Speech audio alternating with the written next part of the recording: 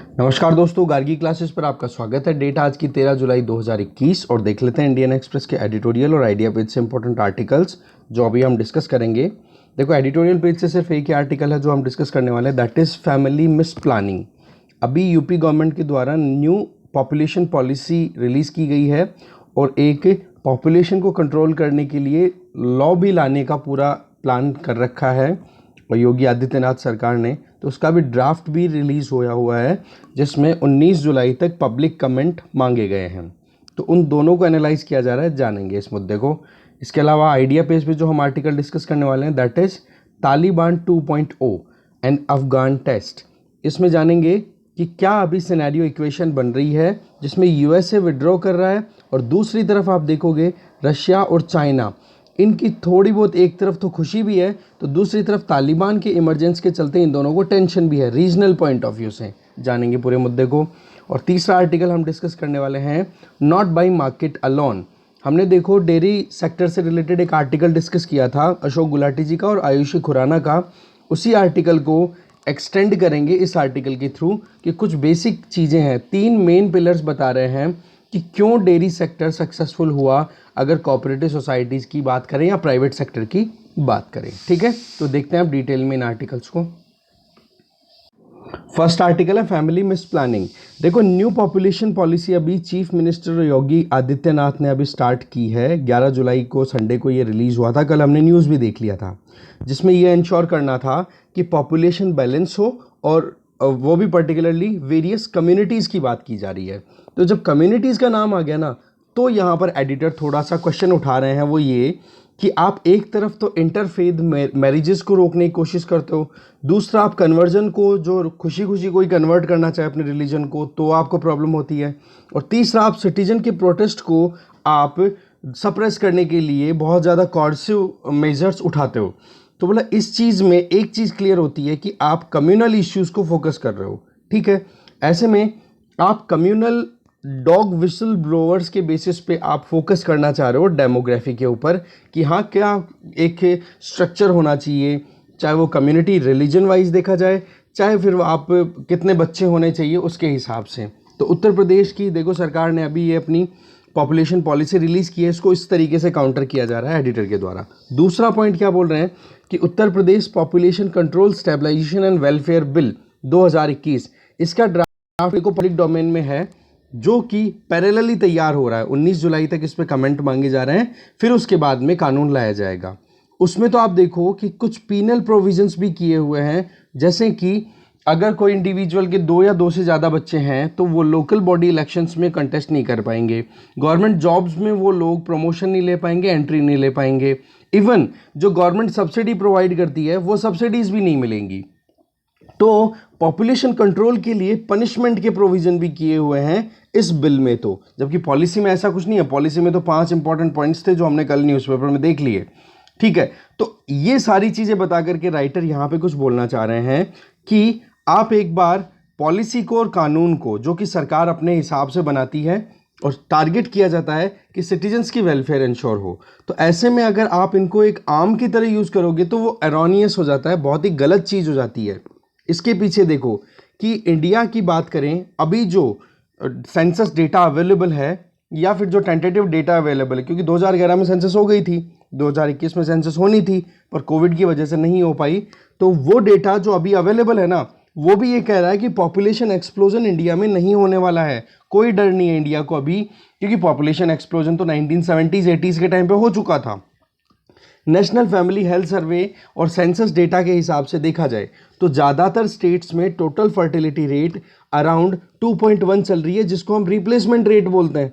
हाँ जी, कि माँ बाप की जगह बच्चे ले लेंगे। ठीक है, तो ऐसे में नेशनल लेवल पे टीएफआर जो है वो 1994 में थी 3.4, जो कि 2015 में रिड्यूस होती होती 2.2 तक तो आ चुकी है। ठीक है, तो ये एक तरीके का पैरानॉइड है। पैरानॉइड का मतलब रॉन्गली बिलीव्ड कॉन्सेप्ट कि आप कुछ कम्युनिटीज़ को टारगेट करना चाह रहे हो, जैसे यहाँ पे मुस्लिम्स का नाम लिया जा रहा है, और जबकि दूसरी कम्युनिटीज़ को आप स्पेयर में रखना चाह रहे हो, जबकि हमारे यहाँ पर जो माइनॉरिटीज़ हैं बोलो उनमें टीएफआर और कम हो चुकी है। जैसे कि यूपी की पॉपुलेशन की बात करें तो टीएफआर जो है वो 1.1 पॉइंट से रिड्यूस होकर के 2.7 अभी चल रही है। ठीक है, पिछले एक दशक की अगर यूपी की बात करें तो ऐसे में आपने पहले तो कोई कोर्सिव स्टेप लिए नहीं थे, मतलब कि आदित्यनाथ सरकार से पहले की जो सरकारें थी उन्होंने ऐसा कोई कदम नहीं उठाए थे कि आप इलेक्शंस में नहीं पार्टिसिपेट कर सकते हो या फिर गवर्नमेंट जॉब नहीं मिलेगी या गवर्नमेंट की सब्सिडीज़ का फ़ायदा नहीं उठा पाओगे। तो ऐसे में 2.7 का लेवल आप पहले से अचीव कर चुके हो और लगातार ये टोटल फर्टिलिटी रेट का जो पॉइंट है ये डिक्लाइन कर रहा है। देखो चाइना ने 1979 में वन चाइल्ड पॉलिसी स्टार्ट की थी और कैसे रेस्ट्रिक्शंस लगाई थी वो भी आपको पता है, बहुत ही ज़्यादा कॉर्सिव मैनर में। रिजल्ट क्या रहा, वहाँ पर टोटल फर्टिलिटी रेट अभी 1.3 आ गई, जबकि 2016 में 2 चाइल्ड पॉलिसी शुरू कर दी थी और 2021 में अब 3 चाइल्ड पॉलिसी स्टार्ट करने की मजबूरी आ गई। देखो इसमें एक जो इंपॉर्टेंट चीज़ आती है ना कि आप अगर पॉपुलेशन को कंट्रोल करना चाहते हो तो उसके पीछे 2 इंपॉर्टेंट चीज़ें होती हैं कि आप उनको एजुकेट करो, उनकी हेल्थ और एम्पावरमेंट पे ध्यान दो, और सबसे इंपॉर्टेंट चीज़ हो जाती है वुमेन कि एक घर में औरत जितनी ज़्यादा एजुकेटेड है, जितनी ज़्यादा वेल इन्फॉर्म्ड है, उसी के हिसाब से ऑटोमेटिकली फैमिली प्लानिंग आसानी से हो पाती है। तो ऐसे में ये जो चाइल्ड बियरिंग को रेस्ट्रिक्ट करना चाह रहे हैं ये बहुत ही ज़्यादा एक ये कह सकते हैं ना कि एडवर्स इम्पैक्ट डाल सकता है, और ये एक एंटी डेमोक्रेटिक मैनर भी है जिसमें आप लिबरल एथोस को ना रख करके आप रेस्ट्रिक्शंस इंपोज कर रहे हो, जैसे कि चाइना ने कम्युनिज्म में किया है। ठीक है, तो इंडिया के सदर्न स्टेट्स क्यों सक्सेसफुल है पॉपुलेशन ग्रोथ को इंडिकेट कंट्रोल करने में? क्योंकि इकोनॉमिक डेवलपमेंट अच्छा है और एजुकेशन अच्छी है। तो ऐसे में हेल्थ और वुमेन एम्पावरमेंट ये सारे मिलकर के फिर बाद में फैमिली को बड़ी फैमिली बनने से डिसइंसेंटिवाइज करते हैं कि हाँ जी ज़्यादा बड़ी फैमिली ना होकर के एक छोटी फैमिली होगी तो हम अच्छी लाइफ जी पाएंगे। ऐसे में देखो पुअर्टी, इकोनॉमिक ग्रोथ और वुमेन की जो एजुकेशन है, इन कम वुमेन की एजुकेशन जो कम है वो, तो उनको आप ठीक कर दोगे ना तो फिर देखो अपने आप ही फर्टिलिटी लेवल डाउन जा सकता है। नहीं तो फिर आप इन चीज़ों पर ध्यान ना दे करके और दबाव बनाओगे तो वो चीज़ गलत हो जाती है। पॉपुलेशन कंट्रोल की जो बात की जा रही है उसमें देखो मेन चीज़ यही है कि आप डेमोग्राफिक डिविडेंड को एक चैलेंज की तरह देख रहे हो, ना कि कोई अपॉर्चुनिटी की तरह। ठीक है, उसमें एक डेमोग्राफिक डिविडेंड मतलब हमारे पॉपुलेशन का वो हिस्सा जो कि प्रोडक्टिवली हमारी इकोनॉमी के लिए काम कर सके, that is demographic dividend, right. अब उस डेमोग्राफिक डिविडेंड को, डिविडेंड कैसे यूज करो, डिविडेंड का मतलब आपका हिस्सा, आपका फायदे का हिस्सा। तो ऐसे में उसको अपॉर्चुनिटी में कन्वर्ट करने के लिए आपको एजुकेशन देनी पड़ेगी, आपको इकोनॉमिक ग्रोथ इंश्योर करनी पड़ेगी। फिर देखो आपको इस तरीके से ये जो पीनल मेजर्स हैं ये लेने की नौबत नहीं आएगी। तो पीनल पॉपुलेशन पॉलिसी है ना, ये पुअर को और मार्जिनलाइज को और ज़्यादा परेशान करने वाली है, क्योंकि ज़्यादा बड़ी फैमिलीज किनकी होगी जी? एडवांस्ड, एजुकेटेड, डेवलप्ड जो फैमिलीज़ हैं उनके अंदर तो देखो ये पहले से फैमिली प्लानिंग ऑलरेडी चल रही है। अब ये समस्या किसके सामने होगी? पहले तो गरीबी से निपटो, और रही सही में अब ये सरकार सब्सिडीज और ये और बंद कर देगी। तो एविडेंस क्या कहता है इंडिया में कि जहाँ जहाँ पर भारतीय महिला इकोनॉमिक पर्सपेक्टिव में देखो या सोशल स्टेटस में देखो, जहाँ जहाँ पर उनका लेवल अपग्रेड हुआ है उन्होंने कम बच्चे पैदा करने की ट्रेंड अपने आप से सेट किया हुआ है। तो ऐसे में हमें फर्टिलिटी डिक्लाइन को सपोर्ट करना है या उसको आप क्या करना चाह रहे हो, एक तरीके से एक अलग ही केओस क्रिएट करना चाह रहे हो? तो पॉइंट क्या रहा है वही बार बार कि आप एजुकेशन, इकोनॉमिक डेवलपमेंट, हेल्थ और वुमेन एम्पावरमेंट पे काम करो, फिर देखो आप अपने यहाँ पर अच्छे से काम रिजल्ट मिलेगा। असम में भी 2 चाइल्ड कंडीशन अप्लाई कर दी थी पब्लिक स्कीम्स के लिए, इनके लिए। उसमें तो असम में तो मेन फोकस किया जा रहा था कि जो इमिग्रेंट मुस्लिम कम्युनिटी है जो कि बांग्लादेश को छोड़ करके असम में रह रही हैं, बोलो उनको करने का है। पर देखो अभी कोविड-19 से हम कैसे जैसे निकल रहे हैं, सरकारों के पास काम करने के लिए और भी बहुत सारे काम है। फैमिली साइज डिसाइड करने के लिए फैमिलीज को आप एम्पावर करो, उनको अवेयर करो, फिर देखो आपको रिजल्ट्स मिलते हैं कि नहीं। आगे चलते हैं। नेक्स्ट आर्टिकल है Taliban 2.0 and the Afghan test. Article को लिखा है सी राजा मोहन ने। देखो यूएसए के ट्रूप्स बहुत स्पीड से वहां से विड्रॉ कर रहे हैं अफगानिस्तान से, और जिस स्पीड से यूएसए विड्रॉ कर रहा है उसी स्पीड से तालिबान भी अपनी पकड़ बनाया जा रहा है। वॉशिंगटन ने कंफर्म किया है कि वो लगभग 90% विड्रॉल कर चुके हैं, और तालिबान ने भी ये कंफर्म कर दिया है कि अफगानिस्तान की ऑलमोस्ट 85% टेरिटरी पे हमारी पकड़ बन चुकी है। अब आप देखो कि तालिबान की क्लेम एक्यूरेट है कि नहीं, पर इस है कि नहीं ये तो हम नहीं कह सकते।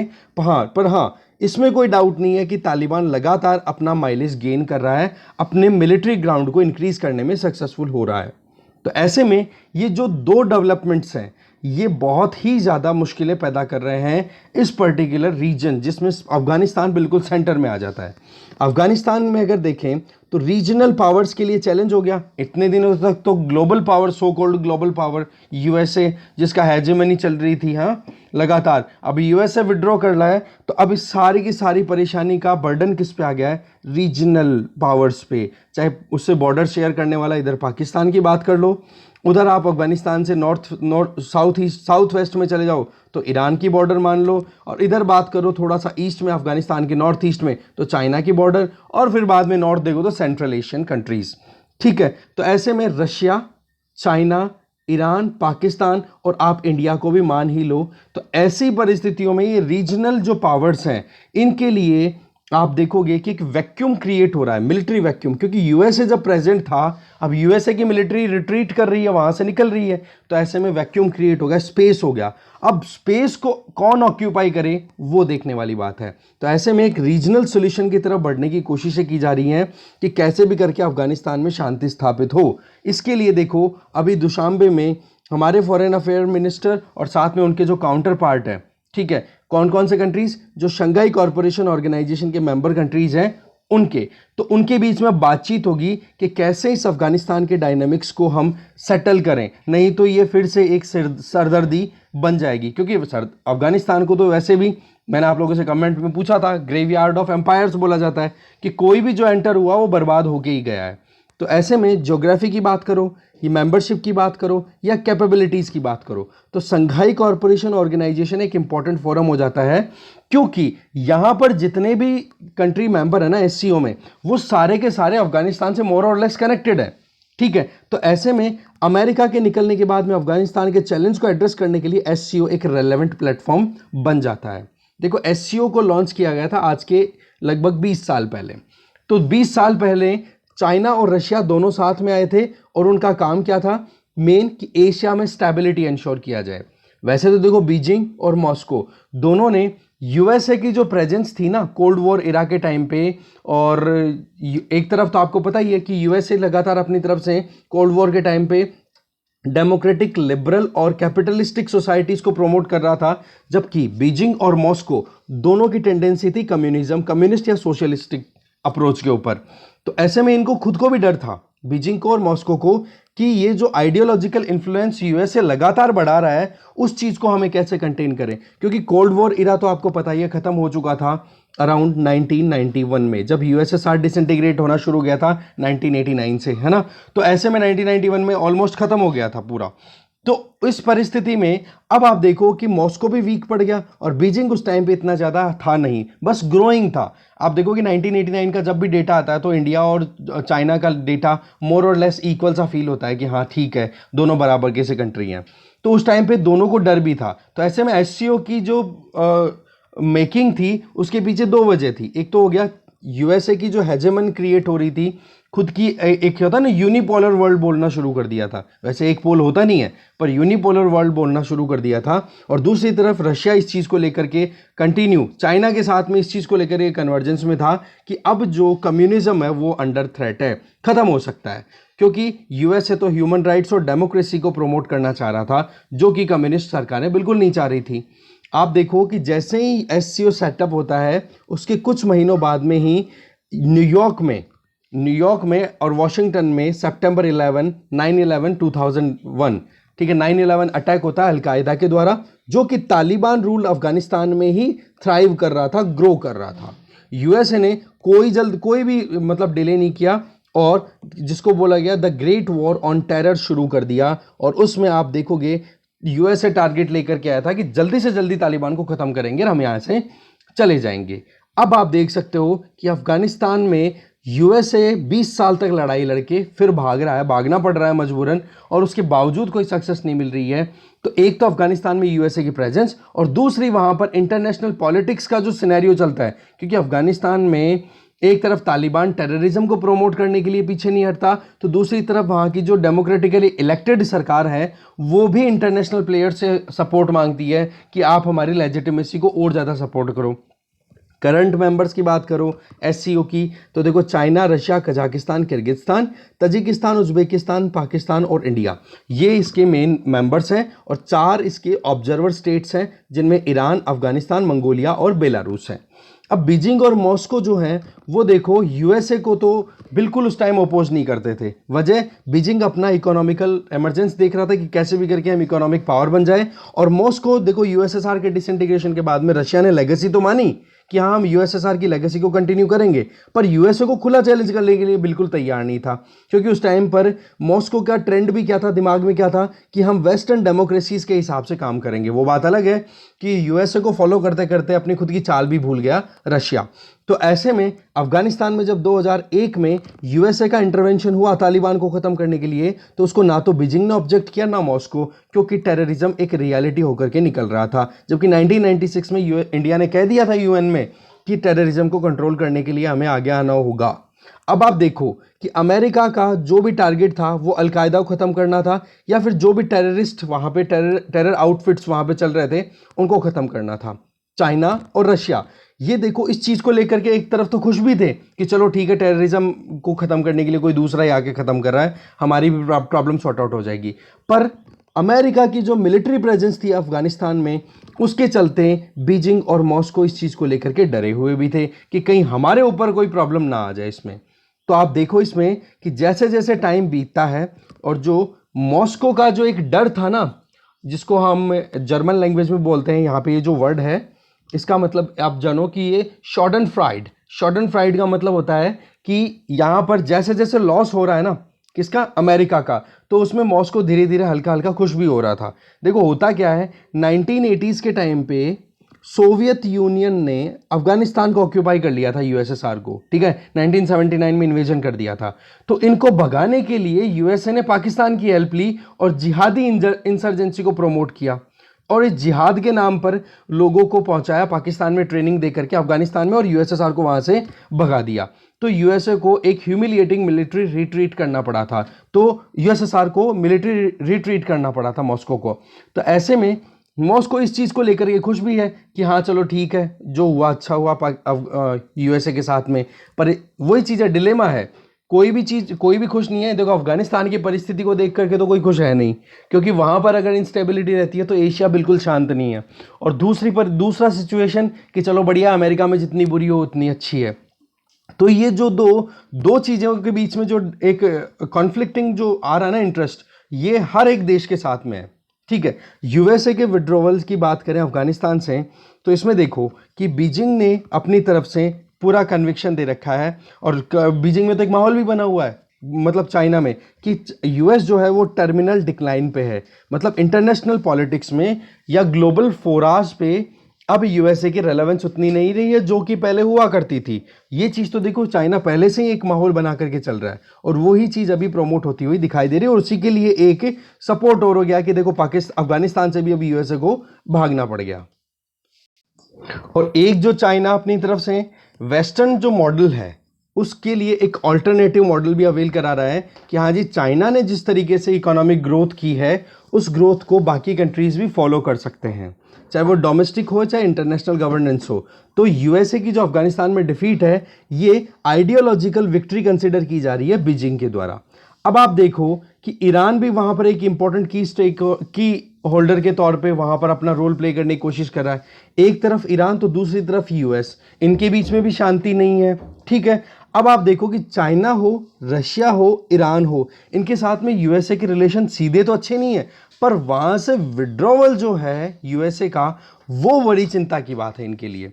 पाकिस्तान के प्राइम मिनिस्टर की बात करो, उन्होंने क्या बोला कि अफगानिस्तान को छोड़ के जाना पड़ेगा यूएस को, क्योंकि ये क्रिटिक रह चुके हैं, ये बार बार कहते हैं कि आज जो पाकिस्तान के हालात हैं उसके पीछे बोला अमेरिका मेन कारण है, ठीक है। अमेरिका ने बोला हमारे रिसोर्सेज को यूज़ किया, हमें यूज़ किया पूरे वर्ल्ड में, और उसके बावजूद हमें क्या मिल रहा है, बोला बर्बादी। ये चीज़ ये पाकिस्तान के प्राइम मिनिस्टर इमरान खान बहुत बार बोल चुके हैं। पर इसके पीछे देखो केवल एक तरफा हो ऐसा नहीं हो सकता। क्यों पाकिस्तान ने इंडिपेंडेंस के जस्ट बाद में यूएसए की झोली संभाली, भाई क्यों बैठ गया उसकी गोद में जाकर के? अगर वो नहीं होता तो आज इतना बुरा थोड़े ना होता। अगर इंडिया भी तो न्यूली इंडिपेंडेंट कंट्री था, इंडिया ने तो नेम फाइनलाइज किया कि हमें ना तो यूएसएसआर की तरफ जाना है ना यूएसए की तरफ, क्योंकि हमें डर था कि इन दोनों में से किसी एक को तरफ भी चले गए तो वो हमें कॉलोनी बना लेंगे। और अभी हम कैसे जैसे करके उपनिवेशवाद के इस झंझट से बाहर निकले हैं। तो ऐसी परिस्थितियों में पाकिस्तान के प्राइम मिनिस्टर तो बड़े खुश हैं इस चीज़ को लेकर के, और रही सही में आपको पता है कि पाकिस्तान की पकड़ बड़ी अच्छी है तालिबान के ऊपर। तो जो कुछ भी चेंजेस हो रहे हैं अफगानिस्तान में, उसमें पाकिस्तान का बड़ा रोल है। और ये जो मीटिंग्स करवाई जा रही है ना तालिबान चीन के बीच में, ये कौन कंडक्ट करा रहा है? ये पाकिस्तान का ही मेन मीडिएटरशिप का काम है ये। आप देखोगे कि मॉस्को के लिए भी सेटिस्फेक्शन है, बीजिंग के लिए, तेहरान के लिए और रावलपिंडी, इन सब के लिए आप कहीं ना कहीं थोड़ी बहुत सेटिस्फेक्शन देख रहे हो कि चलो बढ़िया है, अच्छा हुआ जो भी हुआ। पर चिंता भी वहां पर लगातार बनी हुई है, क्योंकि वॉशिंगटन रिट्रीट कर रहा है ना, इसका मतलब ये अमेरिका की डिफीट मान करके राजी तो हो लो, पर वहां पर तालिबान भी तो रिसर्जेंस में आ रहा है ना। और तालिबान अब देखो किसी भी देश को, मुझे लगता नहीं, यहां पर राइटर बोल रहे हैं कि मुझे लगता नहीं कि यहां पर किसी को भी एंटरटेन करने वाला है, ना तो मॉस्को ना बीजिंग। दोनों के दोनों अफगानिस्तान को एक इंटरनेशनल टेरर हब बनने के लिए बिल्कुल भी इच्छा नहीं रखते हैं, क्योंकि ये इनके भी इंटरेस्ट यहां पर इन्वॉल्व है। चाइना लगातार तालिबान से एक रिक्वेस्ट कर रहा है। अभी जो रिसेंट मीटिंग हुई है चाइना और तालिबान के बीच में, उसमें एक ही चीज़ बोली गई है कि सिंजियान में जो उइगर सेपरेटिस्ट ग्रुप्स हैं उनको आप सपोर्ट नहीं करोगे। तो तालिबान ने अपनी तरफ से तो बोल दिया कि ठीक है नहीं करेंगे, पर क्या गारंटी है कि लॉन्ग टर्म में ये बात पे अपनी पे टिके रहेंगे? यूं तो 2 राउंड ऑफ टॉक्स हुए थे, जो कतर में बातचीत हुई थी यूएस के बीच में और तालिबान के बीच में, कि हाँ हम यहाँ से विड्रॉ करेंगे, आप शांति से अपना पावर को जो भी है आपके बीच में, दोनों सरकार और तालिबान के बीच में शांति से बैठ करके बातचीत करा दी जाएगी।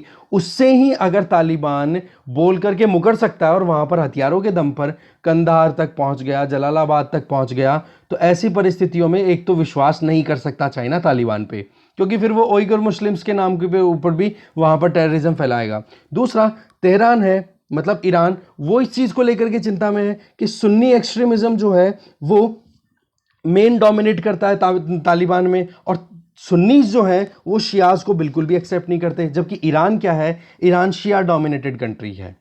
क्यों? और दूसरा, जो पर्शियन स्पीकिंग माइनॉरिटीज़ हैं कहाँ पे, अफगानिस्तान में, उनको भी वो मार काट रहे हैं तालिबान वाले। सेम चिंता आ जाती है फिर रावलपिंडी की, मतलब पाकिस्तान की, क्योंकि जो डूरंट लाइन पाकिस्तान और अफगानिस्तान को सेपरेट करती है, उसी के जस्ट ईस्ट में, मतलब पाकिस्तान के नॉर्थ ईस्टर्न रीजन की अगर बात करें, तो वहाँ पर तहरीक तालिबान एक टेरर ग्रुप है जो कि अफगानिस्तान की सॉइल से ऑपरेट होना शुरू हो चुका है। तो ऐसे में पाकिस्तान की चिंता भी बड़ी अच्छी है। अब आप बात ये आ जाती है कि ये जो अलायंस देखने को मिल रहा है ना पाकिस्तान और चाइना के बीच में, ये देखो अफगानिस्तान में अपनी पकड़ तो बनाने की पूरी कोशिश कर रहा है कि कैसे भी करके तालिबान के साथ में अपने कनेक्शन मेंटेन करें, क्योंकि चाइना के पास में इकोनॉमिक रिसोर्स है। और ये जो बेल्ट एंड रोड इनिशिएटिव है BRI, बोलो उसकी ब्रांच जो हम इधर से पास कर रहे हैं पाकिस्तान के हैं, उसी को एक्सटेंड करके अफगानिस्तान में भी डाल देंगे। तो अफगानिस्तान में जो तालिबान रूल है वो भी ये चाह रहा है कि कैसे भी करके वहाँ पर कॉमर्शियल डेवलपमेंट हो, इकोनॉमिकल डेवलपमेंट हो, तो चाइना रोल प्ले कर सकता है। तो ऐसे में तालिबान तो चाइना की तरफ एक नज़र से यूँ देख रहा है कि वहाँ पर इकोनॉमिक इन्वेस्टमेंट आ जाए, और चाइना भी ये देख रहा है कि इकोनॉमिकली हम पाकिस्तान को भी ट्रैप में डाल लें अपनी तरफ से, और इसके बीच इसमें बिचौलिए का काम कर रहा है पाकिस्तान। तो ये सारी चीज़ें है ना बहुत ही प्लस प्लस दिखाई दे रही है, बट एक पिक्चर को कॉम्प्लिकेट करने वाले जो इम्पॉन्डरेबल्स हैं, इम्पॉन्डरेबल्स का मतलब ऐसे फैक्टर्स जिनको हम असेस ही नहीं कर सकते, वो चीज़ें अभी भी बनी हुई हैं। तालिबान एक मेजर वेरिएबल है। तालिबान बिल्कुल भी नहीं चाहेगा कि अफगानिस्तान के जो लोग हैं उनके इंटरेस्ट बिल्कुल सबज्यूम हो या फिर उनको इग्नोर किया जाए। हर कोई इंक्लूडिंग तालिबान इंडिपेंडेंट रहना चाहता है। तालिबान के लीडर्स ने बिल्कुल कह दिया कि सारी चीज़ें जो हैं वो की रीजनल एक्टर्स के हिसाब से हो। ऐसे में आप देखो कि जो टेरर ग्रुप्स हैं वो ऑपरेट होने के लिए वैसे तो मना किया है कि हाँ जी हम बिल्कुल भी टेरर ग्रुप्स को ऑपरेट नहीं होने देंगे हमारे यहाँ पर जिस तरीके से वो टेरिटरीज को ग्रैब कर रहा है वो तरीका क्या है, एक तो उस पर सवाल है। इसके अलावा जो रीजनल इंटीग्रेशन है जिसमें अफगानिस्तान भी अपना रोल प्ले करना चाहता है, तो तालिबान ने ये भी कहा है कि हम इकोनॉमिक कॉपरेशन को आगे बढ़ाना चाहते हैं।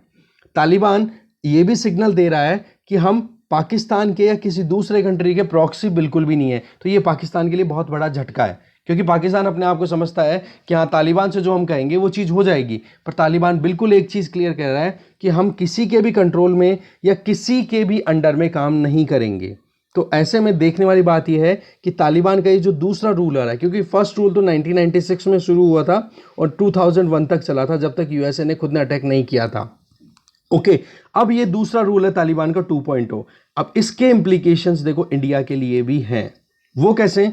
देखो, जब अफगानिस्तान की सॉइल पे यूएस मिलिट्री थी ना, तो हमारे लिए थोड़ा मोर और लेस शांति बनी हुई थी, इसमें डाउट नहीं था। ठीक है, अब दिल्ली के लिए भी देखो कुछ मुश्किलें हैं, कुछ चैलेंजेस डेफिनेटली इमर्ज होकर के आएंगे तालिबान की रूलिंग के चलते। ठीक है, क्योंकि तालिबान में पहले भी तालिबान की रूलिंग के टाइम पे एंटी इंडिया टेररिस्ट ग्रुप्स को वहाँ पर बहुत ज़्यादा ग्रोथ मिली है, आराम से वो वहाँ पर थ्राइव कर पाए हैं। ऐसी परिस्थितियाँ फिर से बन रही हैं। इंडिया को एक्टिव और पेशेंट रहने की ज़रूरत है। ऐसा नहीं कि एंगेजमेंट नहीं रखे और जल्दबाजी करे, नहीं नहीं, एंगेजमेंट भी रखे और बातचीत भी करता रहे और शांति से देखिए कि ऑब्जर्वेंस में ले। क्योंकि देखो एक चीज़ तो ठीक है, ज्योग्राफिकली इंडिया आज, वैसे तो हम मैप देखते हैं, गिलगिट बाल्टिस्तान के साथ में अफगानिस्तान की बॉर्डर शेयर होती है, तो हम पॉलिटिकली तो लिख देते हैं कि हाँ जी हाँ इंडिया की बॉर्डर अफगानिस्तान के शेयर होती है, बट रियल पर्सपेक्टिव में एक्चुअल में तो गिलगिट बाल्टिस्तान पे रूल किसका चल रहा है? पाकिस्तान का। तो ऐसे में अफगानिस्तान के साथ में इंडिया सीधी बॉर्डर शेयर नहीं करता है। ठीक है, तो इस चीज़ को देख करके हमारा डायरेक्ट फिजिकल एक्सेस ना होने से एक थोड़ा सा आइसोलेशन तो मिलेगा।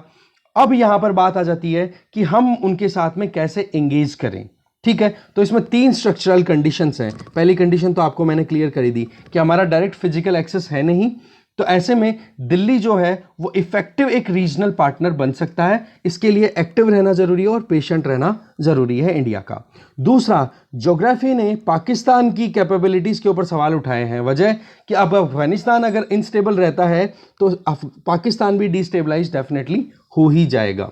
ऐसे में पावर कंस्ट्रक्ट की बात करें, वहाँ पर अगर अफगानिस्तान में लेजिटिमेट ऑर्डर बनाया जाए कि हाँ जी सरकार हो जिसके पास में सारे अफगानिस्तान के लोगों का सपोर्ट हो, ऐसा बनना भी मुश्किल लग रहा है। वजह क्योंकि वहाँ पर जो अफगानिस्तान में दूसरी जो टेरिटरीज जैसे दूसरी जो कम्युनिटीज़ हैं, हज़ारा कम्युनिटी हो गई, वो बिल्कुल ऑब्जेक्ट करते हैं तालिबान के रूल को, क्योंकि तालिबान शरीयत लॉ अप्लाई करेगा और शरीयत लॉ में औरतों के लिए बिल्कुल भी अधिकार नहीं है, जो कि अफगानिस्तान की डेमोक्रेटिक सरकार के अंडर में रह करके जो एक टेस्ट लिया है ना वेस्टर्न डेमोक्रेसी का, वो टेस्ट अब वो छोड़ना नहीं चाहेंगे। तो मुश्किलें रहेंगी तालिबान के लिए और तालिबान फिर सप्रेसिव बनेगा। तो ऐसे में लेजिटिमेसी पे डाउट है एक तो अब तालिबान की में। अब बात करो कि रावलपिंडी के साथ में जो बीजिंग का एंगेजमेंट है इस पर्टिकुलर इशू पे, जिसमें चाइना पाकिस्तान इकोनॉमिक कॉरिडोर की बात मैं आपको बता चुका हूं कि हाँ उसको भी अब धीरे धीरे एक्सटेंड करने की कोशिश करेगा चाइना, क्योंकि चाइना के पास में पैसा बहुत है। ठीक है, तो ऐसे में वो अपने काम को एक्सटेंड करके अफगानिस्तान को भी इन्वॉल्व कर ले। एक ये सेगमेंट, एक ये पॉइंट निकल के आता है। और फाइनल एक कॉन्ट्राडिक्शन अफगानिस्तान और पाकिस्तान के बीच में, इसको भी हम इग्नोर नहीं कर सकते, क्योंकि पाकिस्तान चाहता है कि अफगानिस्तान जो है वो एक प्रोटेक्टोरेट की तरह काम करे, मतलब पाकिस्तान जो बोले वो काम कर ले। बट अफगानिस्तान के ज़्यादातर लोग इंक्लूडिंग तालिबान वो इंडिपेंडेंट रहना चाहते हैं, वो इंडिपेंडेंस लवर हैं। तो ऐसे में पाकिस्तान के लिए चैलेंजेस भी हैं। अभी की परिस्थिति देखें तो इंडिया को देखो एक्टिवली कंट्रीब्यूट करना चाहिए एससीओ डेलिब्रेशंस में, जो हमने शुरुआत की थी आर्टिकल की। इसके अलावा हमें कलेक्टिव और रीजनल सॉल्यूशन की तरफ बढ़ना चाहिए, जहां पर एक देश ना बढ़ करके बाकी सब मिल करके काम करें, तब जा करके हम प्रॉपर सॉल्यूशन की तरफ बढ़ सकते हैं। इसके अलावा अफगानिस्तान में बहुत सारे ग्रुप्स हैं, उनके साथ एंगेजमेंट हो, इंक्लूडिंग तालिबान। हम तालिबान को इग्नोर नहीं कर सकते हैं, अब तक इग्नोर किया उसका हर्जाना ये है कि हम जब भी तालिबान से रिलेटेड बातचीत हो रही है तो उसमें इंडिया को एंगेज ही नहीं किया गया। वो तो चलो ठीक है कि अभी फिर जो बाइडन ने फिर कैसे जैसे करके इन्वॉल्व किया है इसको इंडिया को कि चलो ठीक है बात करवानी चाहिए, अब इंडिया को भी इन्वॉल्व करना चाहिए। डोनाल्ड ट्रंप ने तो बात में इन्वॉल्व ही नहीं किया था। और दूसरी तरफ आप देखोगे कि उधर रशिया से व्लादिमीर पुतिन है, उन्होंने भी ध्यान नहीं दिया था। ठीक है, तो इफेक्टिव रीजनल पार्टनर के तौर पे इंडिया को अपने इंटरेस्ट खुद के प्रोटेक्ट भी करने हैं और अफगानिस्तान में जो चेंजेस आ रहे हैं उनके साथ में एंगेजमेंट भी कंटिन्यू रखने की ज़रूरत है। आगे चलते हैं। नेक्स्ट आर्टिकल है not bye market alone. Article को लिखा है श्रीकांत संभरानी के द्वारा। देखो, अशोक गुलाटी और आयुषी खुराना का एक आर्टिकल हमने देखा था कि किस तरीके से डेयरी सेक्टर ग्रो कर गया, और उसमें भी स्पेसिफिकली उन्होंने फोकस किया था पिछले 20 सालों में। तो राइटर यहाँ पे कुछ और पॉइंट बोल रहे हैं कि आज जीडीपी के शेयर में देखो कि कितना कोऑपरेटिव सोसाइटीज़ काम कर रही हैं, अपना एक जो कोलैबोरेशन है, या फिर जो ग्रोथ रेट है उसकी बात करो, या सेक्टर वाइज अगर कंपेयर करें तो मिल्क सेक्टर बोलो बहुत अच्छा परफॉर्म कर रहा है, इसमें तो खैर डाउट नहीं है। पर ये जो आर्टिकल इन्होंने लिखा इसमें बताया गया कि पिछले 20 सालों में नियो लिबरलिज्म जब से इंडिया ने अडॉप्ट किया 1991 के बाद में एलपीजी पॉलिसी के तहत, तो उसके बाद में हमारे यहाँ पर ये थोड़ा सा इंक्रीज हुआ है। बट राइटर बोल रहे हैं कि आप एक बार थोड़ा पास्ट में जाइए, तब आपको पता पड़ेगा कि ये चीज़ें नई नहीं है, ये हमारे यहाँ पर इंडिपेंडेंस के टाइम से शुरू हो रही है, कि जब कोऑपरेटिव सोसाइटीज़ ने शुरुआत की है और प्राइवेट सेक्टर भी लगातार एंगेज कर रहा है और मिल्क इंडस्ट्री ग्रो कर रही है। तो ऐसे में हमें थोड़ा सा और डेप्थ में स्टडी करने की ज़रूरत है। देखो राइटर यहाँ पे बोलना चाह रहे हैं कि एक तो इन्होंने जो डेटा बताया कि कोऑपरेटिव सिस्टम और ये जो प्राइवेट सेगमेंट है इसका रोल अगर मिल्क प्रोडक्शन में देखें तो केवल 20% है। तो राइटर बोल रहे हैं जी बिल्कुल भी नहीं, बहुत ज़्यादा है। आप एक बार देखो, गाँव में जाकर के देखो, या फिर जो छोटे टाउन्स हैं, टियर 2 टाउन्स हैं, या उनसे कम कैटेगरी के जो है टाउन्स हो गए, कस्बे हो गए, या फिर आप देखो गाँव में जाकर के, वहाँ पर प्राइवेट वेंडर्स ही ज़्यादा काम कर रहे हैं। जैसे दूध का ज़्यादा यूज़ होता है स्वीट प्रोडक्शन में, कौन है जी वो? प्राइवेट सेक्टर ही तो काम कर रहा है। तो आप इसको डेटा को थोड़ा करेक्ट करो कि जो मिठाई का काम है, और इंडिया में मिठाई मतलब सुपर मिठाई चलती है, आपको पता ही है, मिठाई बिना तो कोई त्यौहार ही नहीं है, और इतने त्यौहार की हर साल अपन मिठाई खाते रहते हैं, ठीक है। तो ऐसे में वो बनती किससे? Milk based. तो ऐसे में 20% नहीं, ज़्यादा है मिल्क प्रोडक्शन में ये जो प्राइवेट सेक्टर का आप सेगमेंट देखो या कोऑपरेटिव सेक्टर की बात करो। इवन 1991 के पहले जो लाइसेंस परमिट राज चलता था, उस टाइम पर भी बड़ी प्राइवेट डेयरी चला करती थी, जैसे कि नेस्ले, जिसका अमृतसर में बड़ा प्लांट हुआ करता है। ऐसे में आप देखो ग्लैक्सो जो कि बाद में हिंदुस्तान यूनिलीवर का पार्ट बन गया, उसका प्लांट देखो अलीगढ़ और इटा में।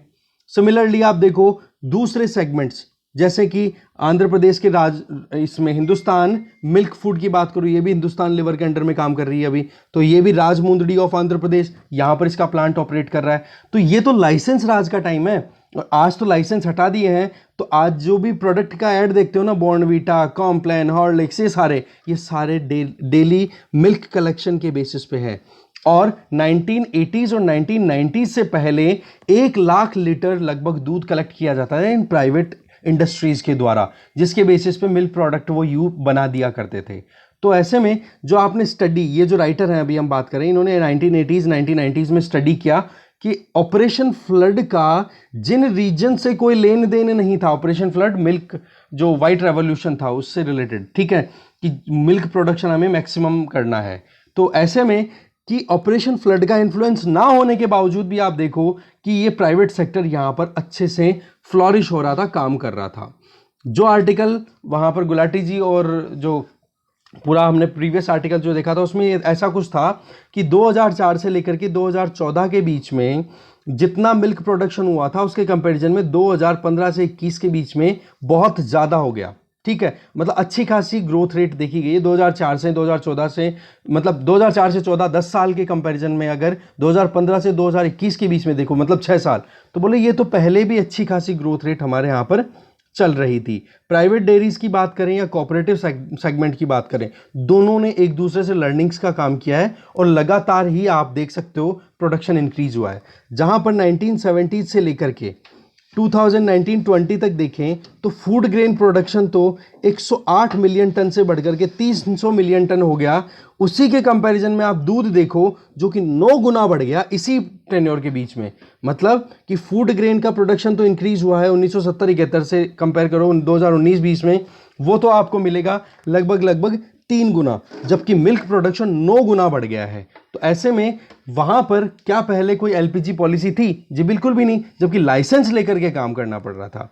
तो ऐसे में पिछले 75 साल पहले अगर हम जाएं ना, तब आपको समझ में आएगी कि डेयरी सेक्टर इंडिया में कैसे ऑपरेट हो रहा है। देखो 1946 की बात है, ये कल भी देख लिया था, ये रिपीट हो रहा है। त्रिभुवन दास पटेल जो कि गांधीयन फॉलोअर और सरदार वल्लभ भाई पटेल के फॉलोअर थे, उन्होंने खेड़ा डिस्ट्रिक्ट में डेयरी फार्मर्स को साथ में लिया और जो ग्रेटर बॉम्बे मिल्क स्कीम थी उसके अगेंस्ट में स्ट्राइक करनी शुरू की।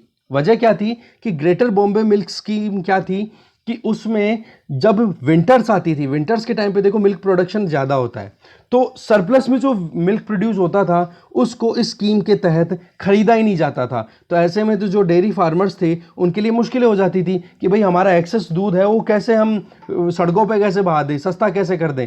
हमने तो बहुत मेहनत से, उतनी मेहनत लगाई है हमने।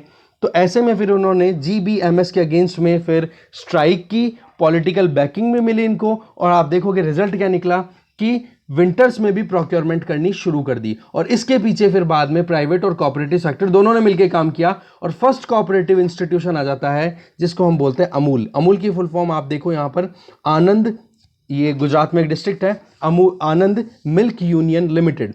ये 246 मेंबर्स के द्वारा मिलकर के कॉन्स्टिट्यूट की जाती है, और इसमें मेन जो लीडर होते हैं वो यूएसए से ट्रेंड डेयरी इंजीनियर जिनका नाम है वर्गीस कुरियन।